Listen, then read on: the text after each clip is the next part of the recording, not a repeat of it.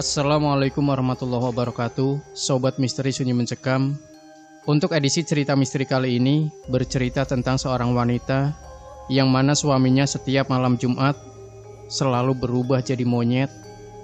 Apa kira-kira yang dilakukan oleh suami sang wanita ini dan bagaimanakah cerita selengkapnya? Langsung saja kita simak sebuah kisah misteri nyata yang berjudul Setiap malam Jumat suamiku berubah jadi monyet. Merasakan nikmatnya hidup berkelimpahan harta memang hampir selalu menjadi impian setiap orang, termasuk Murni, warga Karanganyar yang kesehariannya berjualan pakaian di pasar perkulakan pakaian di kota Solo, Jawa Tengah. Banyaknya pelanggan yang datang ke 3 tokonya di pasar itu saat ini memang mampu membuat Murni disebut sebagai orang kaya. Bagaimana tidak, selain memiliki 3 toko yang selalu ramai oleh pembeli, dia juga punya rumah yang cukup mewah di sebuah komplek perumahan elit, lengkap dengan perabot mewah, serta 2 buah mobil mentereng di garasinya. Namun siapa yang menyangka, di balik gelimang harta yang dimilikinya, ternyata belakangan Murni dibuat gundah. Pasalnya beberapa kali dia mendapati Yanto, suaminya terlihat dalam wujud seekor monyet pada malam-malam tertentu. Hal itu tentu membuat hati dan pikirannya begitu terbebani pertanyaan, apa gerangan yang terjadi pada suaminya?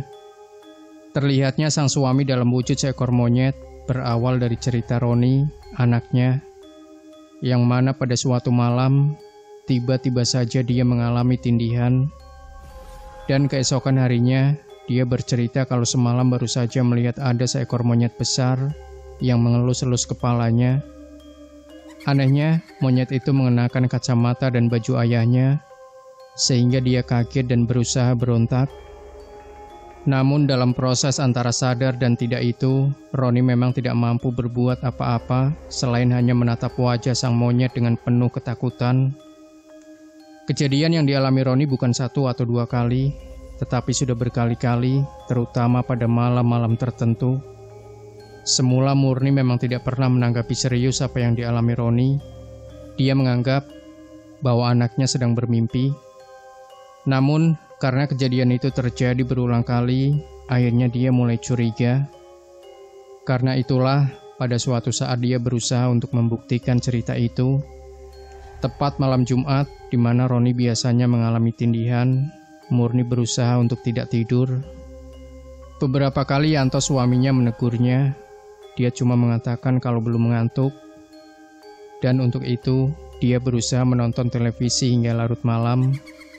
Namun, mungkin karena kelelahan setelah siang hari bekerja melayani para pembeli di toko, Murni mulai merasa sangat mengantuk. Segelas kopi pahit yang dibuatnya seperti tidak mampu menahan datangnya rasa kantuk yang teramat sangat itu. Sampai akhirnya dia tertidur juga. Hanya saja karena niatnya yang begitu kuat untuk membuktikan cerita Roni, akhirnya wanita 40 tahunan ini berada dalam kondisi antara sadar dan tidak. Sehingga saat tiba-tiba telinganya menangkap suara geraman Roni anaknya, Murni dengan cepat terjaga. Saat itu saya tidak benar-benar bisa tidur, meskipun mata saya sangat berat, tapi hati dan pikiran saya memaksa untuk tetap berjaga. Makanya saya bisa langsung mendengar saat Roni menggeram, sehingga saya pun lantas bangun, ungkap Murni saat bertemu di kawasan Galabu, Kota Solo. Namun sayangnya, sebuah keanehan terjadi, di mana meski mata saya terjaga, tubuh saya seperti tidak bisa digerakkan, sehingga saya juga tidak mampu berbuat banyak saat melihat ada sosok monyet besar tengah mengelus-elus kepala anak saya. Lanjutnya, dengan mata dan kepala sendiri, Murni akhirnya membuktikan kalau apa yang diceritakan anaknya adalah benar, di mana wujud monyet yang mengenakan pakaian serta kacamata milik suaminya itu adalah nyata. Hanya saja, mungkin karena pengaruh energi tertentu, hal itu membuat Murni tidak mampu menggerakkan tubuhnya, sehingga hanya bisa meratap tanpa daya bagaimana monyet itu memeluk dan mengelus-elus rambut anak semata wayangnya. Kejadian aneh itu pun akhirnya benar-benar membekas dalam pikiran Murni. Hampir tiap saat dia terbayang bagaimana wajah sang monyet yang bila diperhatikan dengan seksama, juga memiliki garis-garis muka mirip dengan suaminya. Apalagi saat itu, dia juga mengenakan baju dan kacamata milik sang suami. Karena itulah, pada suatu saat, Murni mencoba membicarakan hal itu dengan sang suami. Apalagi Murni sudah mengalami hal yang sama hingga 3 kali. Namun anehnya, Yanto sang suami mengaku tidak pernah melakukan atau mengalami hal-hal seperti yang tampak dalam bayangan Murni dan anaknya. Yanto mengatakan bahwa saat dia tidur, hampir tidak pernah terbangun, sehingga tidak mungkin melakukan atau mengalami menjadi sosok monyet jadi-jadian. Tentu saja jawaban Yanto tidak memuaskan hati Murni, karena dia yakin bahwa apa yang dilihatnya adalah sesuatu yang nyata, sehingga dia menduga kalau suaminya berbohong kepadanya. Hingga suatu hari, dia menemukan sebuah bungkusan aneh di dalam dompet suaminya.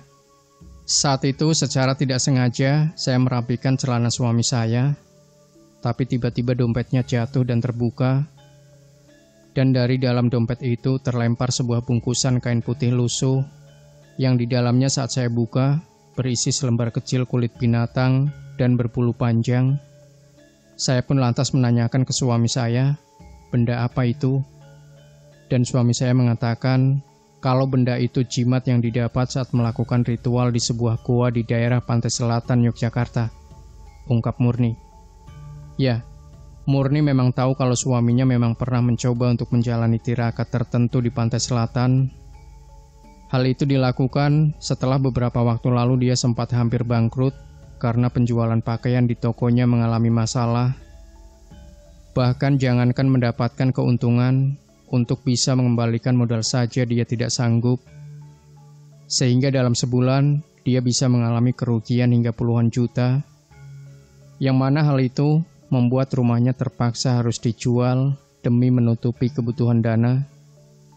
Saat itu entah kenapa saya benar-benar mengalami krisis.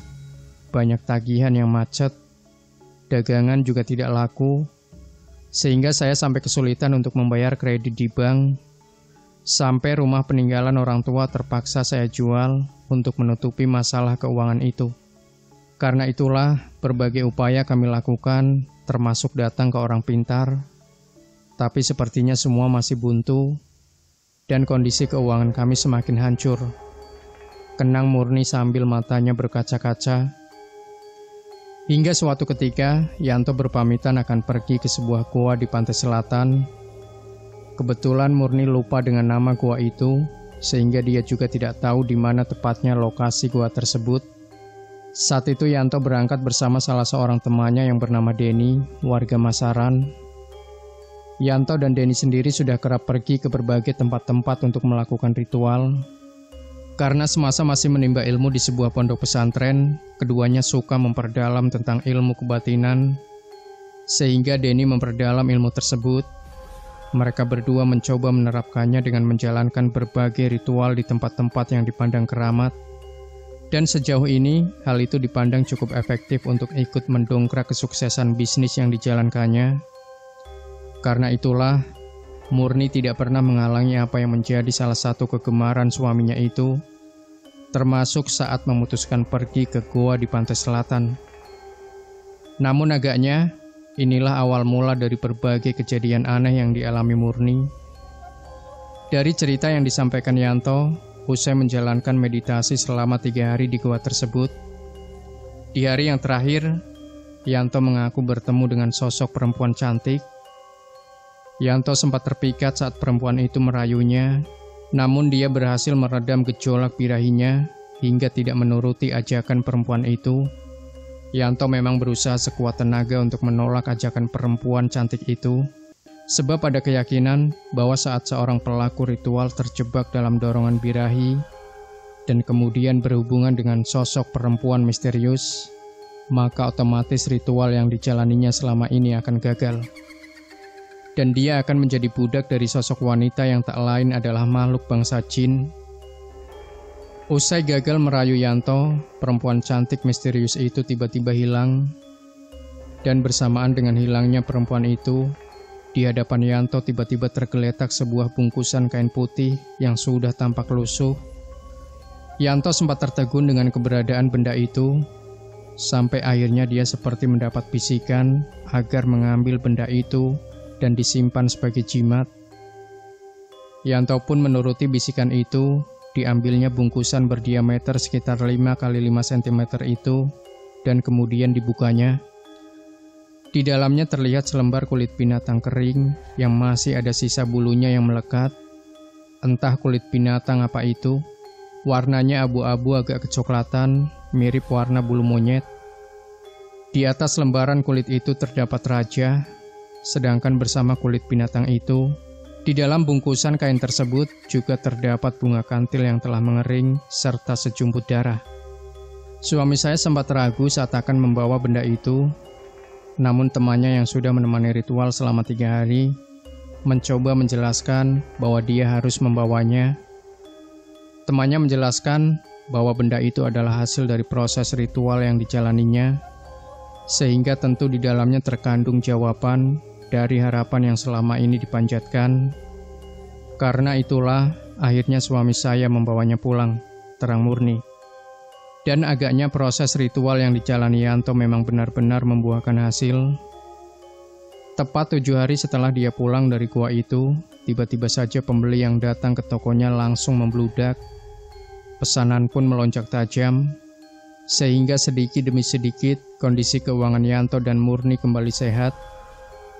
Bahkan karena penjualan yang begitu baik, keuntungan besar pun langsung didapat Yanto, hingga akhirnya berhasil membeli 2 toko lagi serta sebuah rumah mewah. Namun sayangnya, ternyata apa yang didapatkan Yanto harus diikuti konsekuensi yang cukup berat, karena pada malam-malam tertentu, tubuhnya berubah menjadi monyet besar, yang kemungkinan terjadi karena imbas dari jimat yang disimpannya. Dan yang menarik, meski bisa berubah menjadi monyet pada malam-malam tertentu, Yanto mengaku tidak pernah menyadarinya. Sehingga saat Murni menanyakan perihal masalah itu, dia pun justru bingung untuk menjawabnya. Yanto hanya mengaku bahwa dia seringkali bermimpi masuk ke sebuah tempat, yang mana di sana penghuninya adalah para monyet.